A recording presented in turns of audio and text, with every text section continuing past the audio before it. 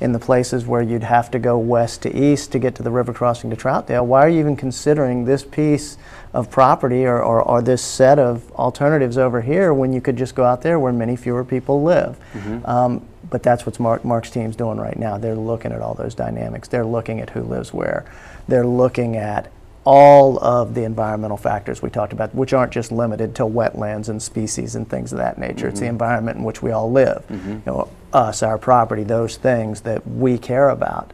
And Mark then looks at all these alternatives and says, well, here are the impacts here, here's what I can do to take care of some of them, here they are here, and that's what this process is designed to do, to work with folks to gather information, both independently and through them, to find out what they care about and what circumstances exist near where they live that we would want to consider as we move toward a decision on the project. So one question is, why not move the line all the way to the east to the point where you get into state-owned or federal-owned land, publicly owned land that has a lot less, that's going to be much less costly, we assume, than it would be where you go down where you're talking about real estate for homes and buildable lots. Why not, doesn't that reduce the cost significantly to go into those areas? Well, it's 75 miles of new transmission lines. So we cross everything from populated areas near Castle Rock and Camas at each end that we really can't avoid to everything in between. So, you know, one of the main things we're trying to do is avoid homes, and we're working very hard. We think that all of our routes avoid the need to ask anybody to move out of their home. We think we can route all of these paths 150-foot wide easement without going over anybody's home. So that was really important to us. It's difficult to do, it's costly, but that's what we've been trying to do. When you get into avoiding homes, that's one of many things we're trying to do. If we can position the line away from homes, that's good. But we need to consider what all people are concerned about. So people who own land that we would cross, even if there isn't a home on it, are concerned about their timber farm or their farm, or DNR is concerned about the revenue they generate for schools through their timber harvesting, and will we interrupt that if we build across their land? There's national monument that's set aside for, Congress has set aside. There's roadless areas, there's spotted owl habitat. There's just numerous things that people are concerned about. So those are the things we're concerned about, and that's what we'll throw into the mix and consider impacts all those issues as we try to wrestle with it and pick a preferred. So there is no free lunch or free path where somebody says, yeah, it's okay to build there. We haven't found anybody who said, please build across our property, whether it's a federal or state agency or a private person. I think to step back a little bit, it's important for the people of Clark County to know how BPA operates. There's a common misconception that we're a taxpayer appropriated agency like a lot of other units of the federal government, the Commerce Department, the State Department, Justice Department.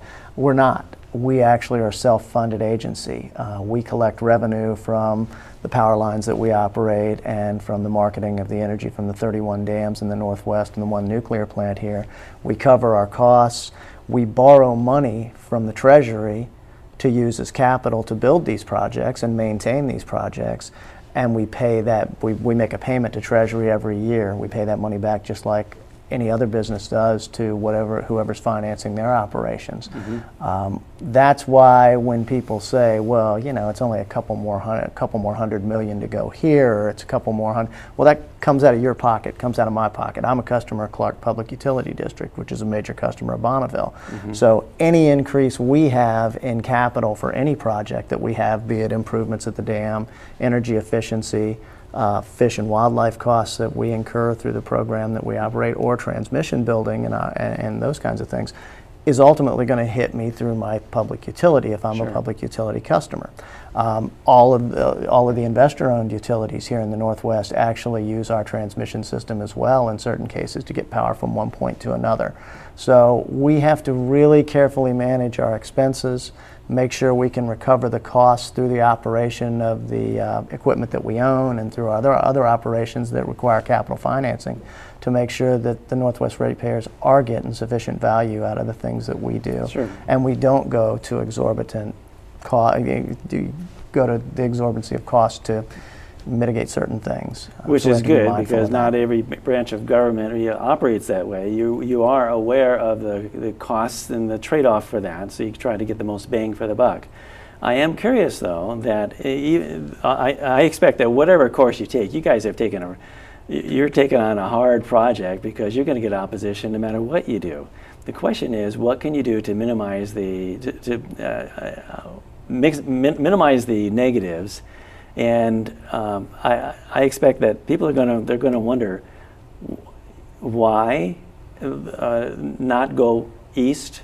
I think in many people's minds, in mine, I'm not an expert in this area at all, but just speaking as a citizen, I would think that if you're going to go into state-owned land or publicly owned land, or basically into the areas where you're away from the populated areas, that the cost of that land is going to be a lot less than going through town. I would think that your real estate, is that not right? Well, in general, the farther you go east, the more costly the line. And that's because we would need to purchase easement, negotiate purchase of easement from state agencies. They don't give us easement. We have to purchase it. Same from large timber companies, same from smaller parcels. So that land costs us money, whereas building on existing easement doesn't. Also, when we build new right-of-way out in the middle of the woods, which is one of, we have several options we're considering there, we have to build a road system to get to each one of those towers. That's really costly, trying to build roads to every tower for 70 miles. So those are a couple of the costs that maybe people don't realize if we go off into the woods and build a transmission line. Okay, I'm thinking that when it comes to, you must know about what the percentage is of what I would call publicly owned land, whether it's owned by Department of Natural Resources, the federal government, some other state agency. You must know about how much of this land falls into that category. Let me just mention there's of the organizations in this area that people have banded together. You got No Way BPA, you got Another Way BPA, and groups of people that have united, and they have come up with this gray line, I call it, which is very east, and they go into this what they consider to be low-cost real estate. They assume it's low-cost real estate. It's still publicly owned. I mean, much of it, I would think, public. How much is that in that gray line is publicly owned? Well, the gray line isn't really a line, it's a concept. Yes. And there are various proposals to go even farther east and north than we have. So we've looked at that, we've worked with those organizations, and they've been great in providing us information and ideas. That's one reason the map looks the way it does, is because input from them. Most recently, we looked at a further east and north option, specifically going north around Silver Lake or east of Yale Lake, and determined that those choices didn't give us anything we didn't already have. Basically, you were just trading one set of homeowners and landowners' impacts for another. There's good things about going farther east and north, and there's bad things, but there's always another line you could draw on the map. So it's true, but really, in order to, at some point, there's going to be a compromise. At some point, somebody's going to have to get past the impasse, where you maximize the number of people that are satisfied, that feel like you guys did whatever you could in order to put the line where it impacts people the least.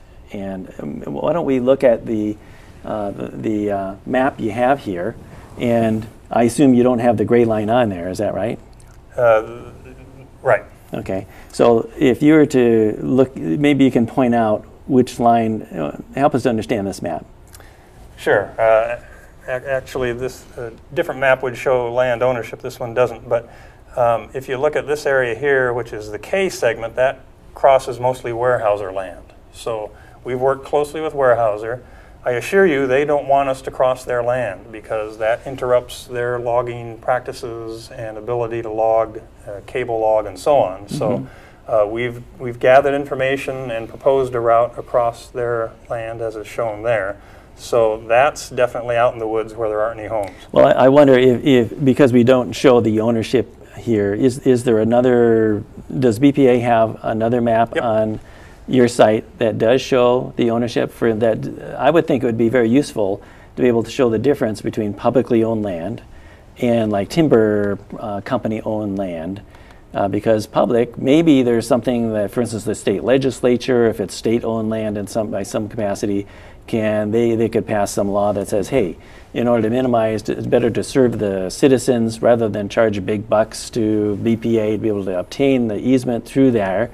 They'll make a way that that can be a low-cost option for you. That would require some champions in our state legislature to make that happen. But it is one of the recourses that people, if they want to be able to really solve this problem, and if cost of the land is a big issue, why you wouldn't go east, that would be one of the steps that people could take. They wouldn't go to you for that, they would go to their legislature for that, Well, right? that's stated that. I've never heard it stated quite that way. We do have options that cross mostly, or a lot of state land, public lands, such as O and P, as you look down in the lower part of the map here.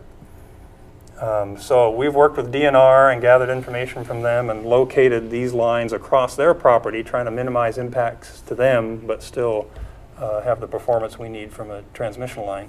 They, I assure you, do not want us across their land. Well, when you think about their land, though, the Department of Natural Resources is managed for the public, and that's maybe part of the disconnect here, in that they become very possessive. It's our land, and really it's the citizens' land that they're stewards over, and it's a matter of sorting out the priorities. What's more important, timber harvesting dollars, or is it to minimize the impact of the transmission lines through populated areas? Yeah, and I don't want to speak for DNR other than it's our perception that, you know, that they would rather we not build across their land, because they're entrusted by the state and by the people of Washington to produce income from those lands and provide dollars to school districts and so on. So that's what they're tasked with doing, and if we build a transmission line across their property, that potentially interrupts that. So if we were to choose to build across their land, we would negotiate full purchase price of easement and do everything we can to minimize impacts. So we're not easily deterred just because it might cost more money. Okay, let's play what if for a minute. What if the DNR was instructed to cooperate with you? They have been cooperating. Well, I'm going to take it further. Okay. Instructed to put a instructed to say do what they need to do, and don't charge them big bucks. It's publicly owned land. This is going to serve the public, and don't be so possessive on it. And instead of the number one priority is maybe it's shifted. It's legislated by the state that says your top priority is no longer to get big bucks off this land, make a profit off the timber. Your priority for this project is to accommodate at a very low cost, or just simply a transfer, so that this can accommodate. If that happened, I know it's a big if, but if the DNR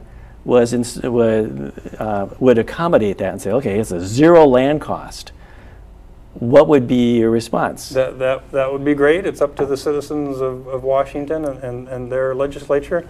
That would go into the mix if that lowers the cost of those routes. That's how we would look at it. How significant would that be? Would that be enough to be able to change the priority on this and saying, well, that is the lowest cost approach now, even though you're going a longer distance, the cost of the land? Could be, but let's remember that DNR property on that far east option, or a couple of those options, are on the far southern end of a place that we'd have to get to through Castle Rock, through a whole lot of Weyerhaeuser owned property to the north.